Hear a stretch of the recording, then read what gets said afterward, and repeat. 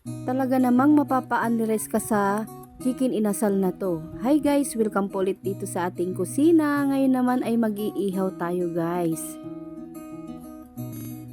Ayan, meron tayo ditong 1 kilong manok guys. Bali, malalaking hiwa lang ginawa ko. Lalagyan lang natin ng tanglad.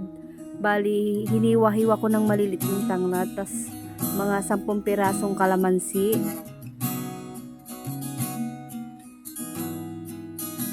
Nako guys, kalasang-kalasa nito yung chicken inasal na sa fast food. Talaga namang mapapa-unrice ka sa ganitong klase ng inihaw na manok.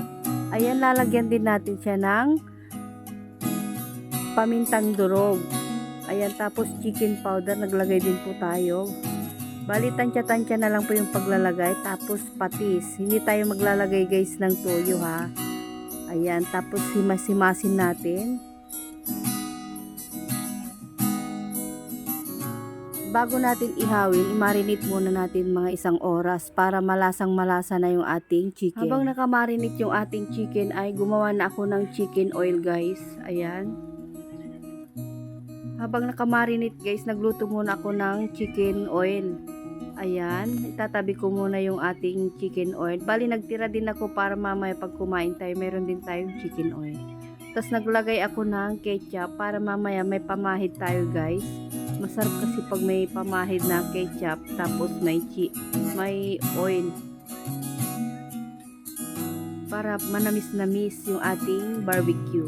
Ito na yung ating guys, ating barbecue. Nagdagdag ako ng 5 pirasong hotdog para dito sa aking bunso. Ayan, ihawin na natin guys. Tapos papahiran ko na siya. Ayan guys, talagang parang mang-inasal na rin itong chicken natin. Kung nag-iisip kang lalabas kumain, naku, subukan mo yung ganitong recipe. Talaga namang mapapa-rice ka sa ulam na to. Ayan, ang bango na guys. Talagang amoy na amoy ng buong barangay yung ating barbecue. Linggo ngayon, kaya ayan, magpo-food trip kami ng mga anak ko. So ito na siya guys, malapit na siyang maluto.